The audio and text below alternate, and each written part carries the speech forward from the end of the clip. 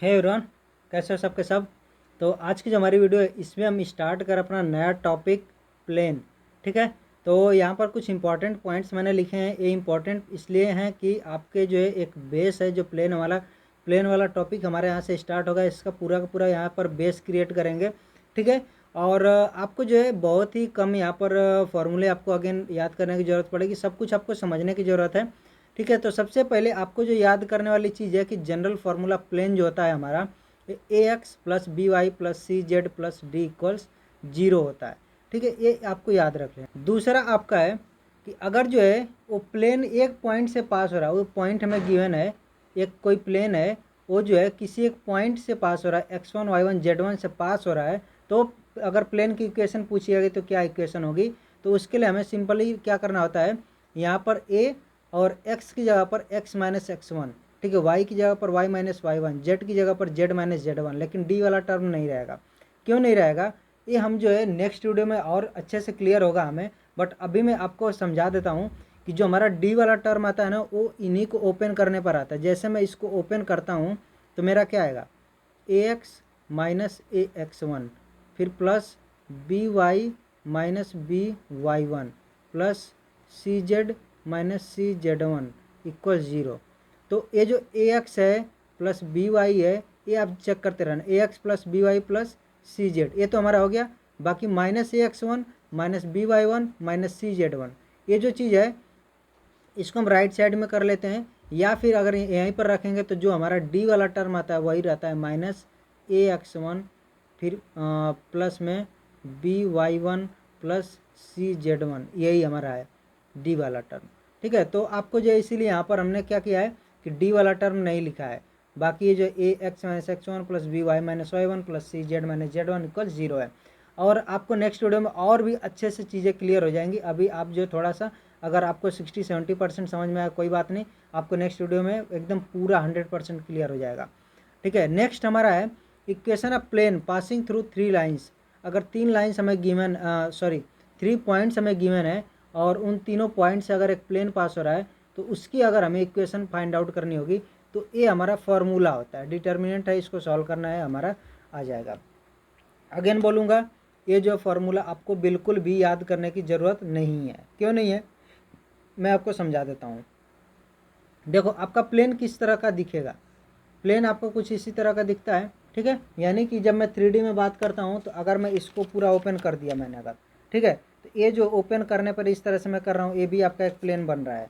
मैं इसको थोड़ा सा छोटा कर देता हूँ, ये मेरा एक प्लेन बन रहा है। इससे मैंने कर दिया तो ये पूरा जो एक प्लेन बनेगा। फिर ऐसे मैंने कर दिया, ये भी प्लेन, ऐसे कर दिया, ये भी प्लेन, ये सब प्लेन बन रहे हैं।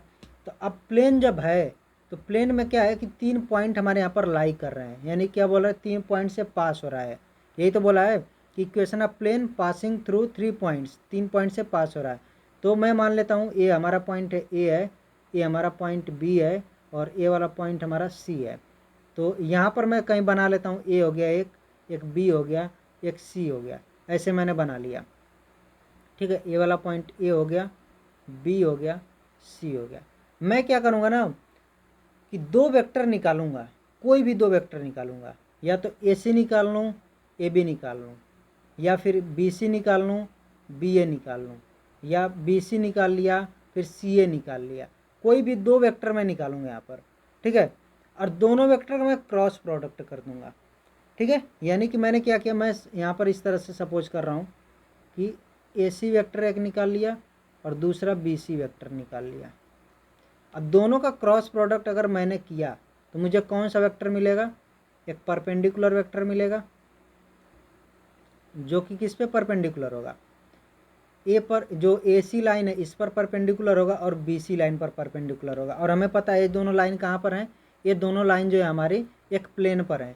यानी कि जो हमें लाइन मिलेगी इन दोनों का क्रॉस प्रोडक्ट करने पर वो उस प्लेन के परपेंडिकुलर हो गई। ठीक है, ये चीज़ हमें मिल गया, यानी कि एक हमें लाइन मिल गई ए सी क्रॉस बी सी, ये लाइन मिल गई। अब देखो, प्लेन को हमें डिफाइन करना होगा तो एक्स वाई जेड के टर्म्स में, वेरिएबल के टर्म्स में डिफाइन करेंगे। तो मैं क्या बोलता हूँ कि ये जो है पूरे प्लेन पर एक पॉइंट कहीं आर है।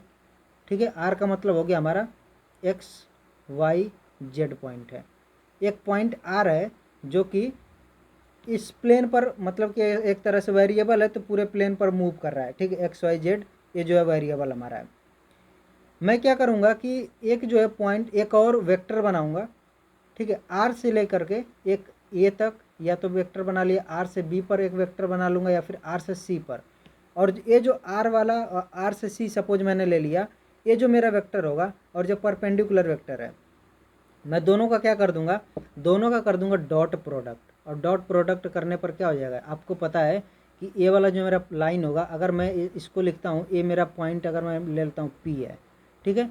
तो पी एक्स वाई जेड है, तो मैं क्या बोल सकता हूँ, ये आर इस तरह से कर लो, आर माइनस सी मैंने कर लिया वेक्टर सी, और डॉट में ए सी क्रॉस बी सी अगर मैंने किया तो मेरा क्या आएगा, जीरो आएगा। क्यों आएगा, क्योंकि जो मेरा आर माइनस सी यानी कि सॉरी यहाँ पर थोड़ा सा मैंने गलती किया है।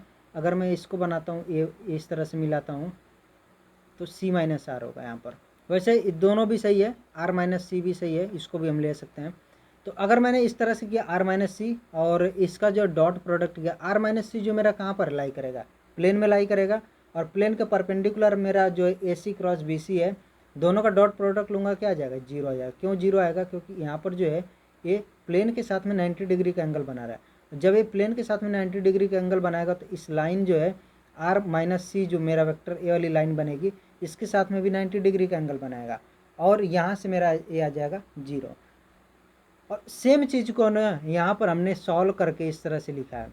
अब इस पे मत ध्यान देना कि हमारा कुछ आपका हो सकता है अलग हो सकता है दिखे, जो हमारा यहाँ पर जो लुक होगा ना, जैसे x माइनस एक्स वन आपको दिख रहा है, y माइनस वाई वन दिख रहा है, z माइनस जेड वन दिख रहा है, और x2 माइनस एक्स वन। तो आपको हो सकता है कि आप जब यहाँ से फॉर्मूला बनाओगे तो कुछ अलग होगा। मान लो कि यहाँ पर आ गया x one minus x two आ गया, या फिर यहाँ पर आ गया x one minus x three आ गया, या फिर x2 माइनस एक्स थ्री यहाँ पर आ गया। तो इस तरह से अलग अलग आपको लुक जो है यहाँ पर फॉर्मूले का दिख सकता है। बट एट द एंड जब आप इसको सॉल्व करोगे पूरे को, तो आपको जो रिजल्ट मिलेगा वो सेम आएगा, ठीक है। तो आपको समझ में आ गया होगा कि किस तरह से यहाँ पर हमने ए वाला फार्मूला का निकाला है। आपको ये फार्मूला याद करने की बिल्कुल भी ज़रूरत नहीं है। यहाँ पर हमें सिर्फ क्या करना है कि जो तीन लाइन है इनसे दो हमें वेक्टर बना लेना है। दो वेक्टर बनाएंगे, इन दोनों का क्रॉस प्रोडक्ट लेंगे तो हमें क्या मिल जाएगा, हमें परपेंडिकुलर मिल जाएगा। परपेंडिकुलर मिल गया। अब जो है प्लेन पर हमें क्या करना है, प्लेन को डिफाइन करना है, तो एक वेरिएबल तो लेना पड़ेगा हमें। हमने लिया एक वेरिएबल एक्स वाई जेड, जो हमें आर पॉइंट या पी पॉइंट पर हमने इसको मान लिया। अब इस आर से ये जो तीनों पॉइंट हमें एक वेक्टर बना लेंगे किसी पर भी, या तो ए पॉइंट के साथ में, या बी पॉइंट के साथ में, या सी पॉइंट के साथ में। तो हमने जो एक वेक्टर बना लिया, सपोज ए वाला हमारा क्या है, पी सी वेक्टर है। तो हमारे यहाँ पर कुछ इस तरह का होगा ना, पी सी डॉट में A C cross B C equal zero. यही वाला जो हमें सॉल्व करना होगा। अब देखो इसके अलग अलग फॉर्म हो सकते हैं, जैसे हो सकता है पी ए हो सकता है डॉट में।